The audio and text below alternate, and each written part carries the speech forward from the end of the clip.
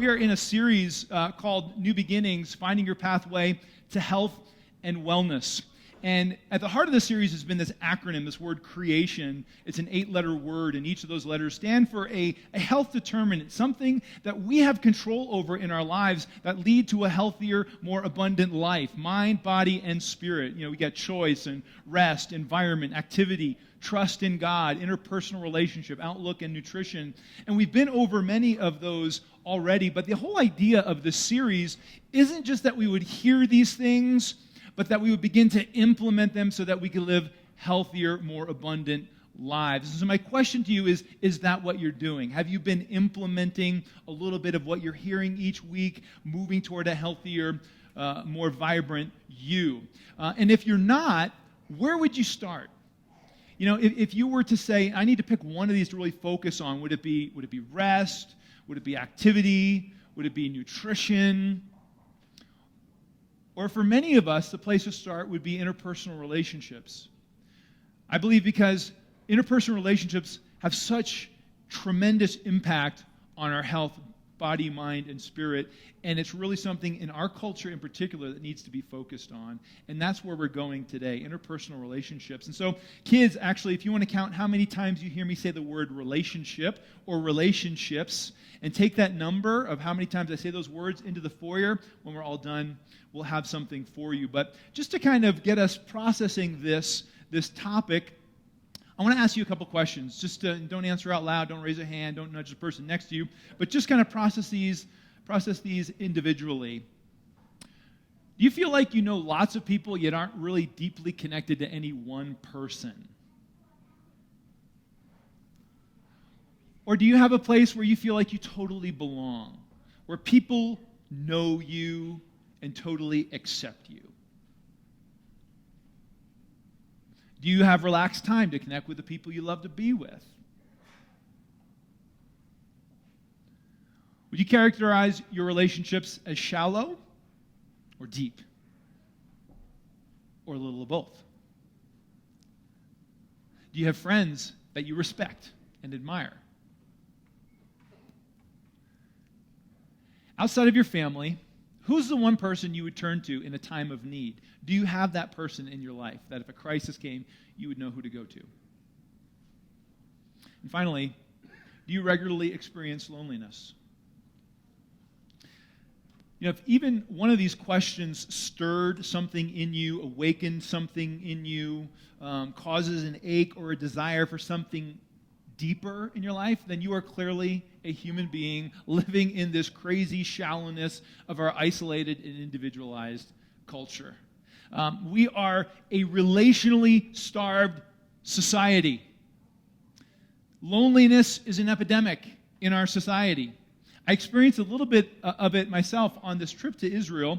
I wouldn't consider myself to be typically a lonely person, but I experienced loneliness. I was put into a group of 6 who I thought it was just going to be like 6 pastors, but it was 2 other pastors with their families and their wives, and I was like the single guy, right? And then they put us even a bigger group, and it was all pretty much married couples, and here I was by myself. I ended up sitting in the back of the bus with 16-year-old Samuel, hanging out with him. A lot of the times I was eating meals by myself, and for a week I felt so disconnected from meaningful relationships. Sure, I had lots of conversations and met a lot of neat people, but I felt this ache of loneliness. And it's an epidemic in our society because we are a relationally starved society, and it isn't good for us. Did you know that the more friends you have, the less likely you are to catch a cold? It's true. That healthy relationships in our lives actually, they don't only increase our quality of life, but they also increase our health, our body's ability to heal itself, our body's ability to fight off disease, boost our immune system. All of this is tied into the health of our interpersonal relationships. And the opposite is also true, that social isolation is devastating to our health. That if we live socially isolated lives, not only are we more apt to get sick or get a disease or an illness, but we are like 3 times more likely to die from every cause when we are socially isolated. Let me point your attention to Roseto, Pennsylvania. Roseto, Pennsylvania was found to be like one of the healthiest communities in the country, much healthier than any other community in the country. And so the government wanted to know what's going on in Roseto. So they sent a team of researchers into this town not far from where I grew up in eastern Pennsylvania. And what they found was this tight-knit community. What they found was that people knew one another, that they were regularly spending time at one another's tables, sharing meals together. That when someone had a problem or an issue or a crisis, that people would rally around that person and meet their needs and support them. And because their personal interaction was deeper than any other community in the country, their health was better than any other community in the country. These things are connected. Your interpersonal relationships with others is going to have an effect on your health, mind, body, and spirit. And God knows this, which is why I think the Bible so emphasizes the importance of interpersonal relationships. Because, let me say it like this, just as important as our relationship to God is our relationship with one another. Now, maybe you disagree with that, or maybe you think I got that wrong, but let me say it again. Just as important as a relationship to God is our relationship to one another. On one occasion, Jesus was teaching about relationship, and he said, if you're on your way to the temple or to church to worship and to offer a sacrifice, and on the way you realize that you have an unresolved issue with someone in your life, stop what you're doing, put down the sacrifice, turn around and go and make things right with that person, and once you've made things right with that person, then you can go and you can worship. And what Jesus is saying is that just as important as our relationship to God is our relationship to one another. And Jesus is our model in what healthy relationships look like. You know, we need to look no farther than the Son of God and how he lived constantly in community. Think about this. I mean, before the incarnation, before Jesus became a human, he lived eternally in relationship with the other two members of the Godhead in the Trinity. What that means is that God himself has never been alone, but he has always been in relationship. That the Spirit lives to glorify the Father, that the Father loves the Son, that the Son loves the Father and enjoys the Spirit. That they're this eternal circle of relationship, of relating with one another. And what that means is that when this Trinitarian relational God created humanity, made you, made me, that he made us in his image. He made us relational. That we too would interact with one another, that we would be invited into this eternal kind of circle of joy and of enjoying one another and of knowing deeply and being deeply known. This is what we're called to. And so when Jesus incarnates, when he becomes a human, he fully takes on humanity as well as the need for relationship. Jesus was a relational being in the flesh. He lived in a community of 12 that he chose to be with, that to do his life with. And within those 12, he had a closer circle of three closest friends. And I just find this fascinating, that when God becomes a human, he needs friends. That he has 12 in his community and 3 closest friends. It's fascinating. What's also equally fascinating for me is the number that he chose, that he had 12 in his community and 3 closest friends. You know, researchers for a long time have done research on how many relationships we can adequately maintain on any given time. I mean, how many can we keep healthy? How many acquaintances? How many close friendships? And you know, there's the reality is that the number is different for all of us, right? That all of us are going to be able to relate with a different number of people. Author Larry Osborne writes that people are like Legos. That we all have a limited number of connectors. Right? And just as Legos have different numbers of connectors, we have different numbers of connectors. Some of us have more, some of us have less. If we're more on the introverted scale of things, maybe 1 or 2 really close friends is good for us and we feel fulfilled. But if we're more on the extroverted side of things, maybe we have 8 or 10 or 12 connectors and we're able to maintain those many relationships in a healthy way. But the point is that we all have a certain number of connectors, and once they're full, they're full.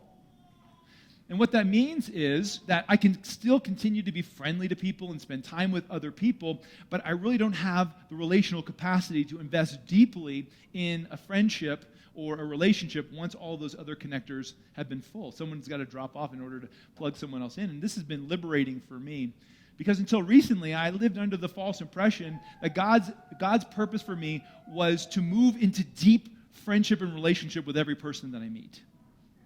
And you feel guilty when you're not nurturing this relationship over here or that relationship over there. But that's not God's purpose for us, but it's humanly impossible. Right? We only have so many connectors that we're able to fill. And again, we can continue to be friendly outside of that, but we need to maintain those relationships that we are connected to. But what's more important than quantity is quality, right? Not the number of relationships that's most important to our lives, but the quality of those relationships that most have an impact on health and of the richness of our lives. And this is really where we get to the rub in interpersonal relationships. Because I think most of us would say people are the spice of life. I mean, relationship is what makes life worth living. Relationship enriches our lives. But at the same time, people can drive us nuts. Right? People are irritating, and people rub us the wrong way, and people bring out the worst in me. That people are the biggest source of drama and stress and sleepless nights in my life of anything else. If it weren't for the people, my life would be simple, right? And this is where God comes in. This is where the truth of Scripture comes in, because God has given us not only guidelines for how to have healthy relationship, but through the power of the Holy Spirit, He gives us the ability to love in ways and relate in ways that are above our ability as humans, right? And so Jesus comes along and He says, as I have treated you, I want you to treat one another.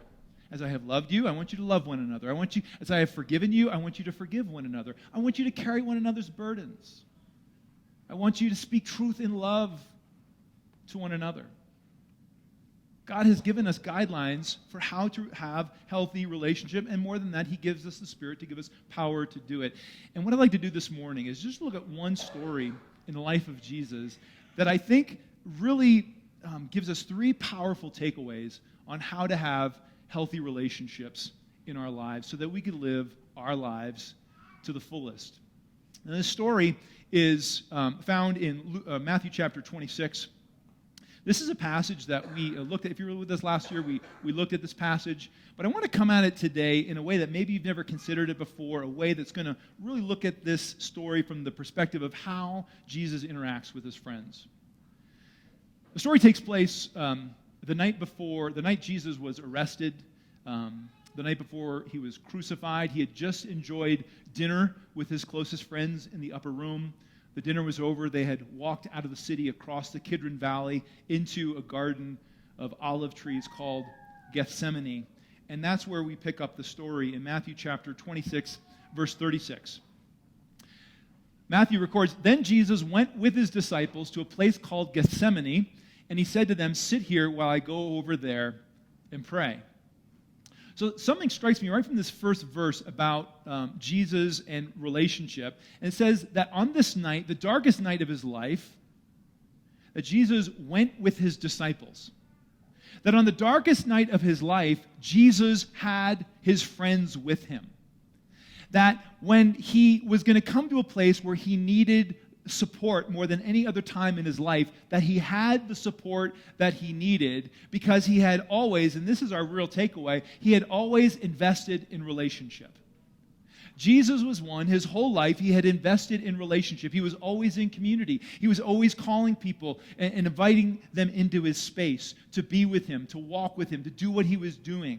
He called certain people into even closer relationship. And then He ate with them, and He talked with them, and He taught them, and He listened to them, and He got to know them. And He empathized with the things that they were going through, and He prayed with them, and He prayed for them. He invested in relationship. And because Jesus invested in relationship, when He got to the most difficult time of His life, He had people there with Him, to go with Him, to be a support system.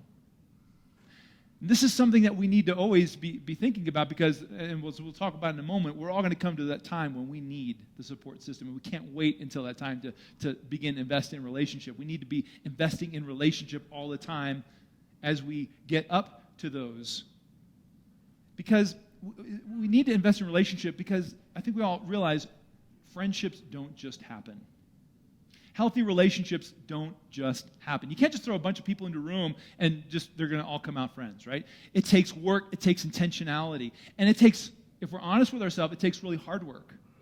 Which of us who are parents haven't had our kids come home from school and say something along the lines of, I don't have any friends at school. Nobody's nice to me, nobody wants to play with me, nobody wants to spend time with me. And what do we as parents say to our kids? Are you being a friend? Are you making the effort to get to, are you being friendly? Are you being the kind of person that people would want to be friends with, right? Why do we say that? We say that because we know relationship takes effort. Friendships don't just happen. They take work. And we have to be willing to invest in relationship if we're honest with ourselves. Again, we know that this is going to be hard work. I just finished a book by Scott Sauls called Befriend, and he begins the book with this paragraph. I think it's very appropriate. He says, real friendship is hard. There are other, less real versions of friendship. The less real versions are less because they are less costly, less committed, less disruptive, less scary, less gritty, and less out of our control than real friendship. But here's the rub. Less real versions of friendship are also less rich. And he goes on to document some of the other kinds of friendship that many of us experience in our culture today that are the less kind, that are the less real kind. He talks about digital friendship, right? I think we're all familiar with that, the social media friendship, the kind of friendship where I am able to kind of broadcast the most perfect, edited, all put together version of me possible. I'm going to give the 7th version of the selfie because it shows my best angle in the best light, and I'm going to put that out there.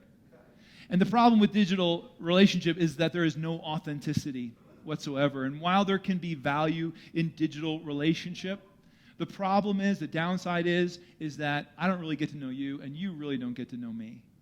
Not real in the gritty part of life. Then there's what's called transactional friendship, where I'm friends with you because I think there's something you could do for me. Maybe I think by hanging out with you, you're going to up my social status a little bit because of who you are. Maybe by spending time with you or being your friend, you're going to put me in touch with this person over there that I really need to get to know or I want to get to know.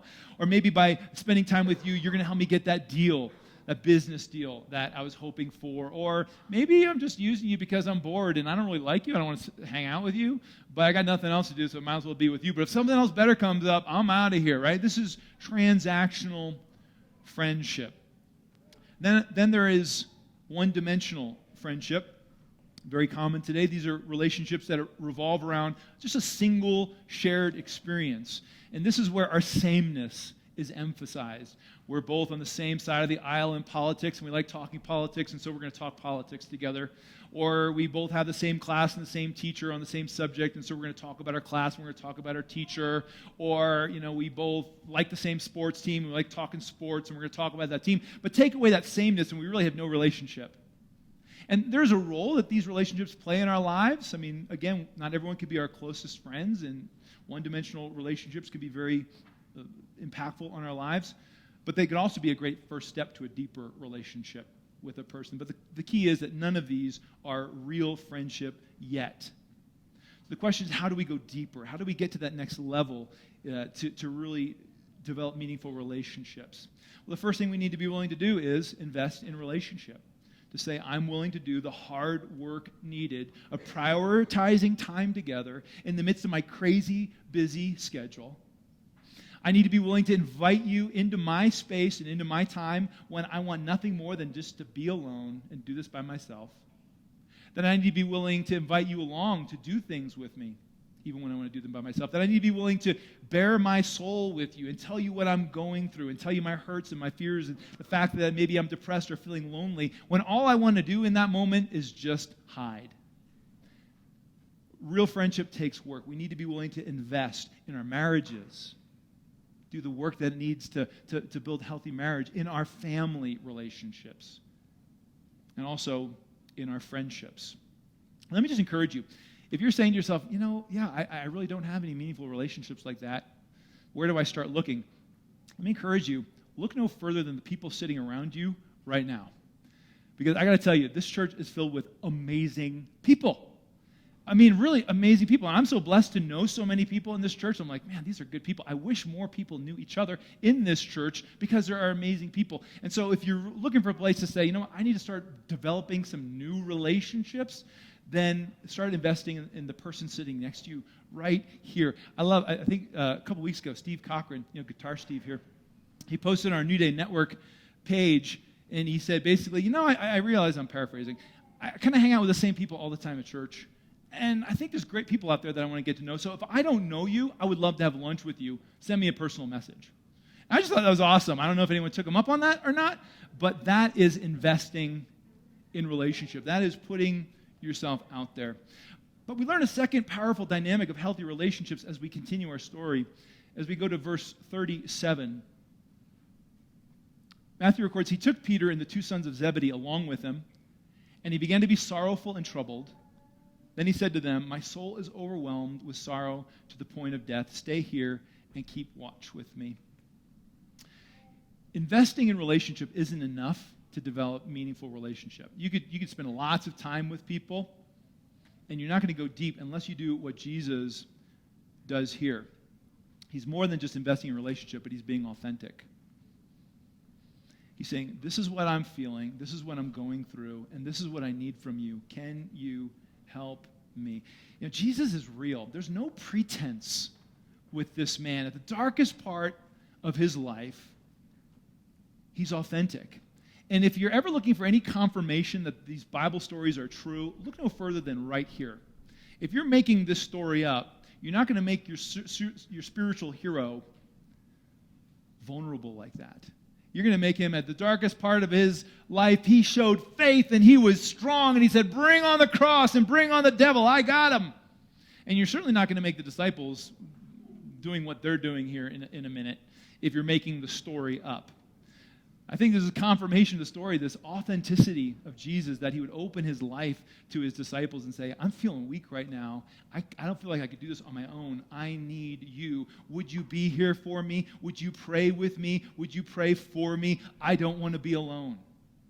The whole weight of the world is on Jesus in this moment. Look what happens next. Verse 39, going a little farther, he fell with his face to the ground and he prayed, my Father, if it is possible, may this cup be taken from me, yet not as I will, but as you will.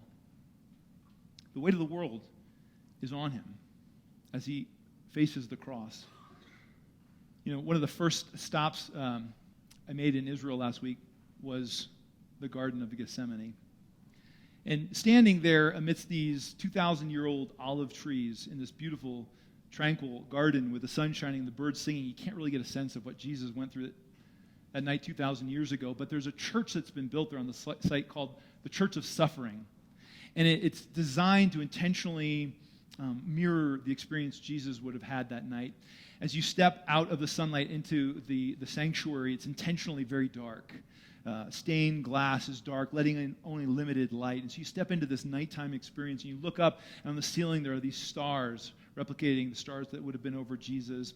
There are 3 murals, beautiful paintings on the front of the church that depict the scenes from that night, the praying of Jesus, the betrayal of Judas, and the trial that he went through. The altar itself is shaped like a goblet, signifying the cup of suffering that he would drink. But the main focus of this church of suffering is right in front of the altar. It's this 10 by 10 foot stone called the stone of suffering, where it's believed Jesus would have been praying on this stone in the garden. It's been worn smooth from so many pilgrims falling on that and praying on that stone over the last 2,000 years. But around the stone is this iron sculpture of barbed wire with a dove caught in it. An apt metaphor for what happened to Jesus that night. The weight of the world, the salvation of the world is on him, and he needs his friends.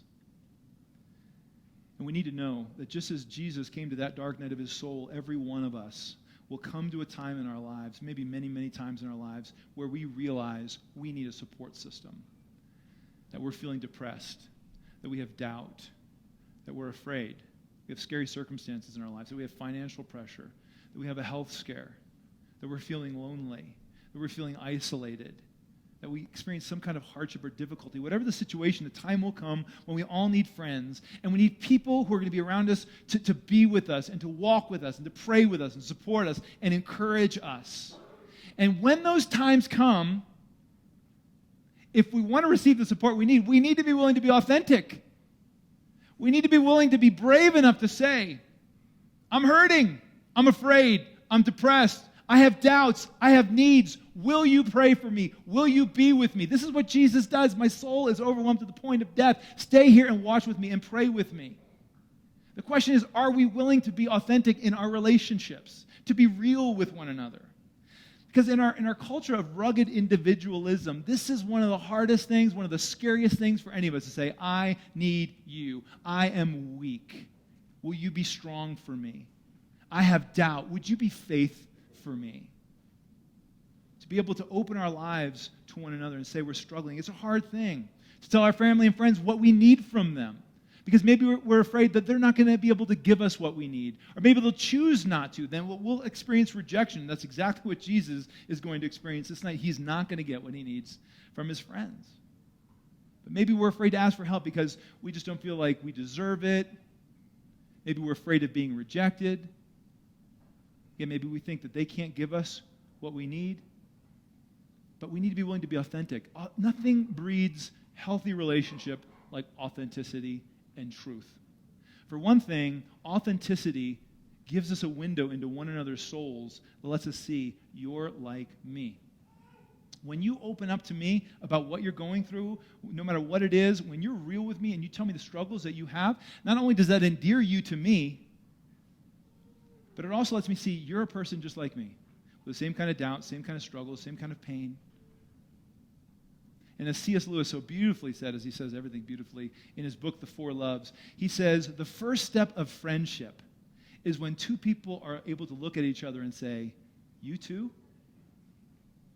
And you can't have that when you're hiding. You can only have that when you're willing to be authentic. Jesus was willing to ask for help. We need to be willing to do the same. We can't live healthy relationships without it. Going on in the story, it says in verse 40, 41, then he returned to his disciples and found them sleeping. Couldn't you men keep watch with me for 1 hour? He asked Peter. Watch and pray so that you will not fall into temptation. The spirit is willing, but the flesh is weak. So Jesus tells them what he needs. He's totally transparent, totally vulnerable, goes off to pray for a moment, and then he comes back and he finds his disciples sleeping. And let's just step back from the story a moment and say, why did Jesus 3 times interrupt his prayer to the Father to go back to where the disciples were? Have you ever asked yourself that question in the story? Why does he keep going back to them? And maybe in the back of our mind we think, well, because he knows they're sleeping, he wants to wake them up, or he's checking in on them, trying to hold them accountable. I don't think that's why Jesus goes back to his disciples. I think he interrupts his prayer to the Father because he needs to be with them. He needs to hear them praying for him. He needs to hear them praying for him, supporting him, encouraging him. The Son of God at his darkest hour needs his friends. He needs relationship. And he goes to them, but he continually finds them sleeping. And here's where we find another element of authenticity that I think is so, so powerful, that we see in Jesus right here in this verse, that I think is missing in so many of our relationships. But if we could get this, our relationships would be so much more healthy. What do you do when your friends disappoint you? What do you do when you feel let down, betrayed by your friends, by the people that you trusted? You told them what you needed, and they do exactly the opposite thing. What do you do? Most of us, if we're honest with ourselves, we write those people off. Cut them out of our lives. Build a wall around our hearts. I'm not trusting that person again. And we begin to approach all of our relationships that way. I just don't know if I could trust these people. I've been hurt too many times in the past. I've been disappointed too many times in the past. But what does Jesus do? When he comes and he sees, I told you what I need and you're not doing it. Another part of authenticity is the ability to speak truth. And the ability to say, you know what? I told you what I need and you're not giving it. I'm going to ask again. Let me be even more clear. And he says to Simon Peter, couldn't you men keep watch with me for 1 hour? Watch and pray. I'm going to ask again. Watch and pray. This is a part of authenticity where you say, you know what? I love you, and I love our relationship, and I just need to speak some truth if our relationship is going to continue to move forward and be healthy. This is so needed in our relationships. That when my friend disappoints me, when you disappoint me, when I disappoint you, that we would have the heart, the ability to say, this is the truth. You let me down. You disappointed me, but I still love you. Let's move past this. Or here's what I need from you. I asked you once. Can I ask you again? Help me understand why you're not able to do this for me. Because our relationship matters that much. That I'm not just going to write you off. I'm not just going to build a wall around my heart, but I'm going to be authentic here. I'm going to tell you the truth. That's what Jesus does. But no matter how much authenticity he has, no matter how much truth he speaks, no matter how much he invests in relationship, we see that still our family and friends will let us down just as they let him down. Jesus invested in relationship. He was authentic, but still, each time he goes back to be with his friends, they're sleeping. And so how does he react? How does he react after the third time going back and finding them sleeping? How does Jesus react? Does he play the victim?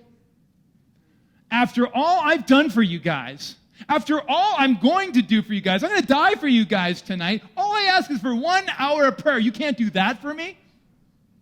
Or does he blow up and get angry?